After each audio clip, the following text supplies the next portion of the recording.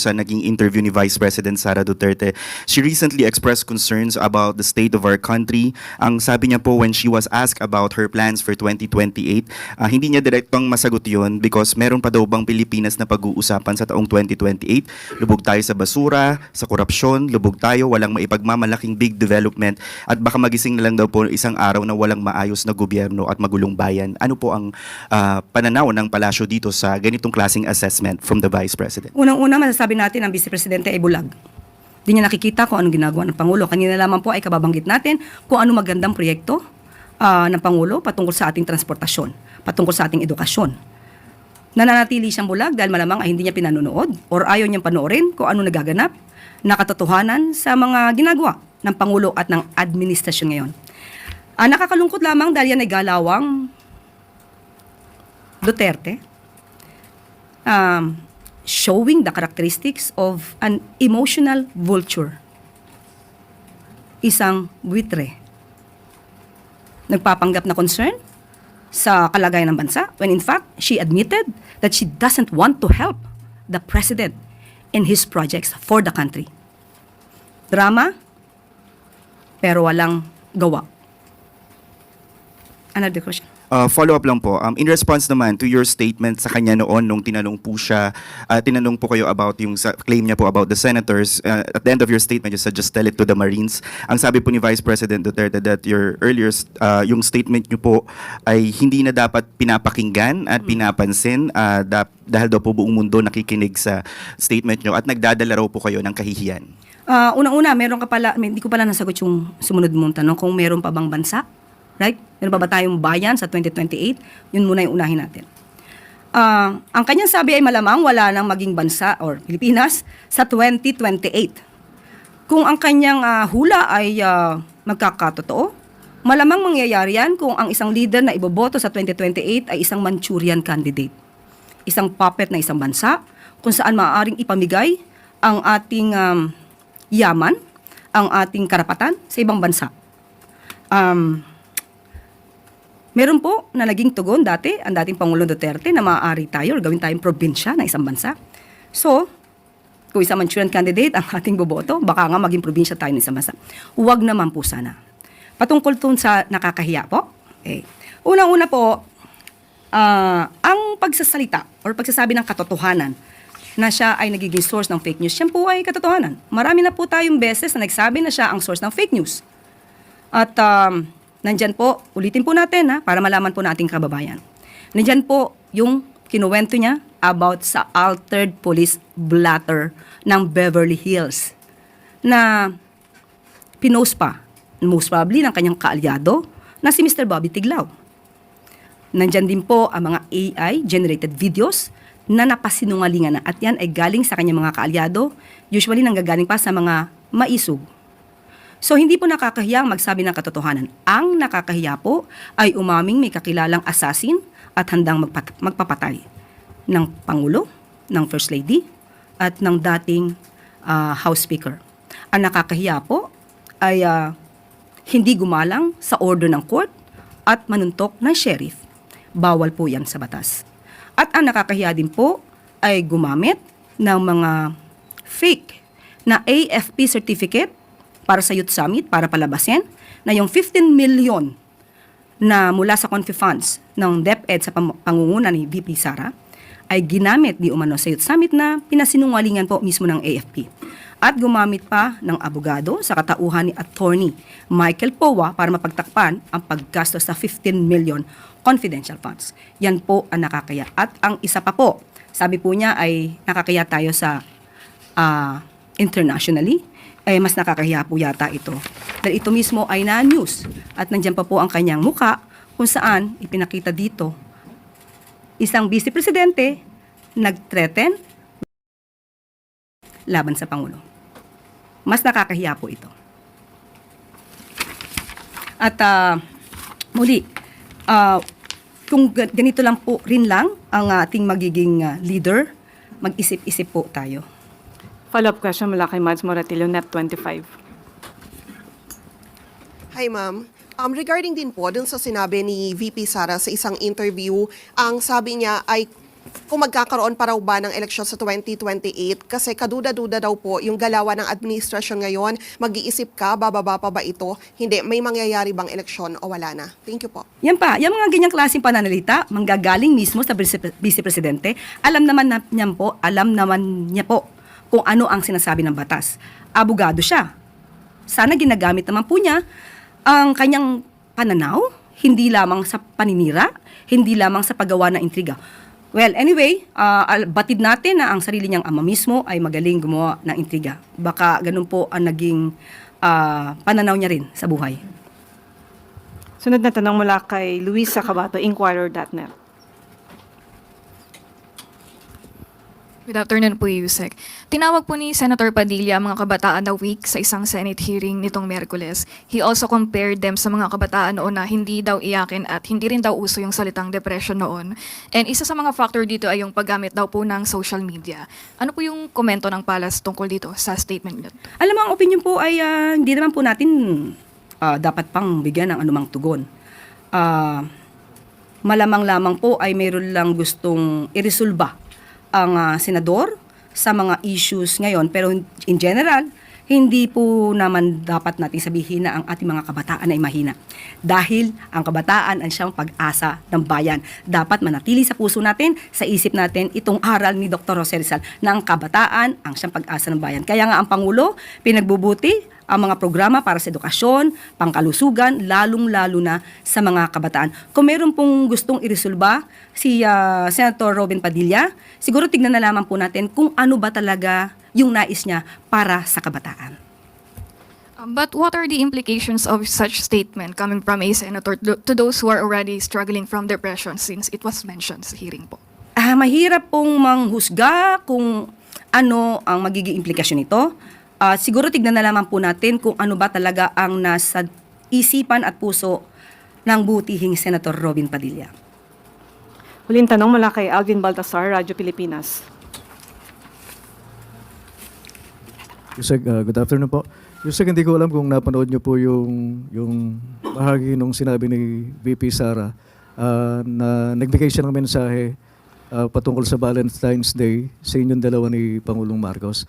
At ang bahagi po ng message niya, magkatuluyan daw sana kayo ng Pangulo. Reaksyon po ninyo at meron po ba kayong Valentine message din sa kanya? Napanood ko po yan. Dahil sa isang TV network ay tinranslate yung kanyang sinabi sa lengguwahe na Tagalog.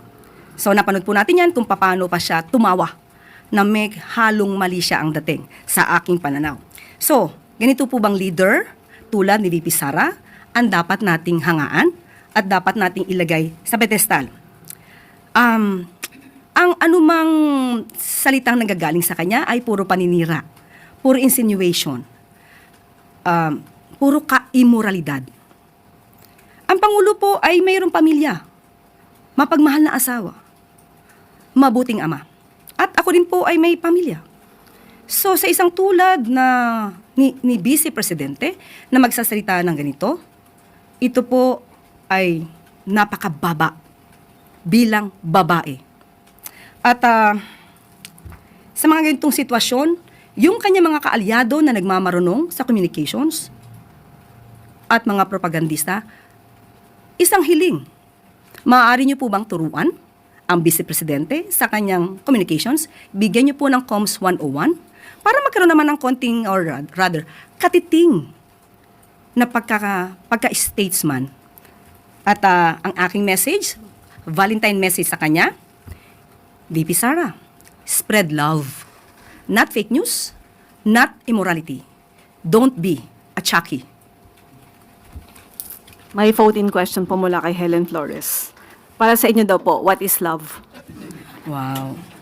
Love is my own Chucky. Husband ko, name niya ay Chuck. Yan na. Balik sa iyo, Sir Claire. GMA News. Good afternoon, Yusek. Kagabi po, ibiniro ni Ms. Sharon Cuneta, ang Pangulo, na tila nagkamali siya sa pagpili ng kanyang running mate na tumakbo. What did the President have to say about that? Sa tingin nga ba ng Pangulo ay nagkamali siya sa pagpili ng running mate? Kung yun po ang opinyon ni Ate Shawi, ni Ms. Sharon Cuneta, At malamang karamihan sa ating mga kababayan ay yan din po ang nararamdaman. So opinion po yun ni Ms. Sharon Cuneta at nakita po natin na napangiti lamang ang ating Pangulo. At wala ho siyang binanggit na anuman, pag-agree or pag-disagree doon sa statement na yun. Wala po, nagandahan lamang po siya sa awiting but bituing, walang ningning. Salamat po. Sunod na tanong mula kay Christian Yusores, DZMM.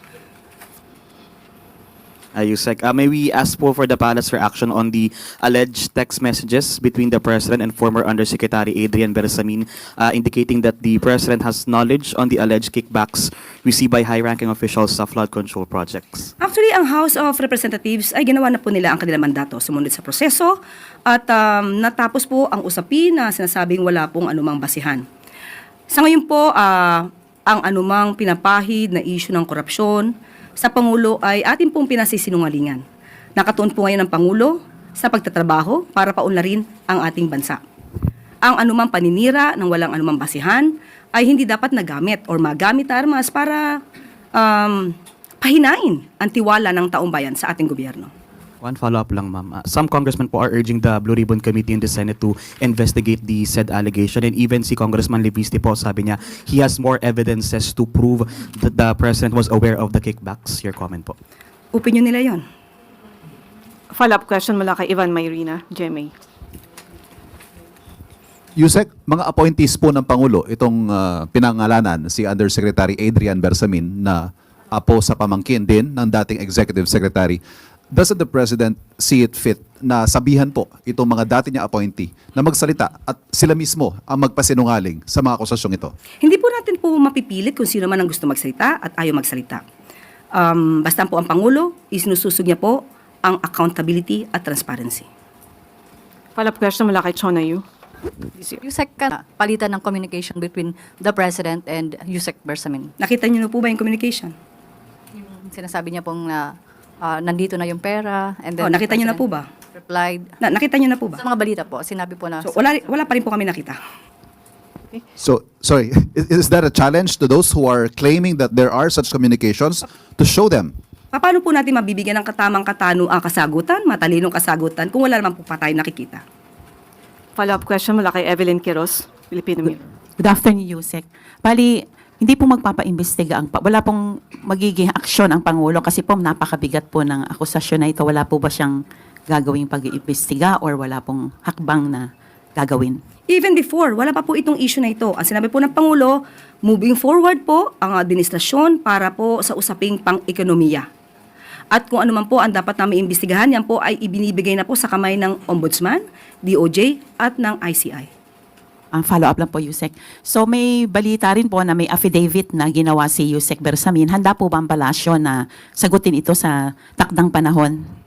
Hindi po tayo makakapagbigay muli ng anumang categorical na answer dyan hanggat wala pa po tayo nakikitang anuman. Thank you. Sunod na tanong mula kay Rafi Ayeng, Daily Tribune. Good afternoon, Yusek. Ma'am, the Social Weather Station's 2025 fourth quarter survey showed that 54% of respondents were satisfied with VP Sara's performance, while the President has only 40. A survey done 24 to 30 November 2025. Reaction po ng Malacanang. And naniniwala po ba kayo sa resulta gayong lagi namang wala ang Vice Presidente? Ikaw nagsabi niyan na laging wala ang Vice Presidente.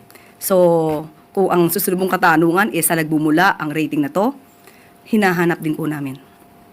Dahil kahit ano po maging numero dyan, ang katotohanan na ang Pangulo ang siya nagtatrabaho at ang ilan ay nagbabakasyon lamang ay hindi po maaaring pasinungalingan ni naman.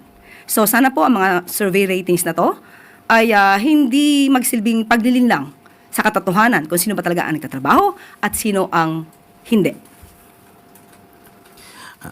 Last na lang po. Ma'am, yung Ramadan will be starting February 18. Maglalabas po ba ng declaration ng Palace na isang holiday ito? I-update ko po kayo kapag ka po nasa atin na po ang anumang order or announcement.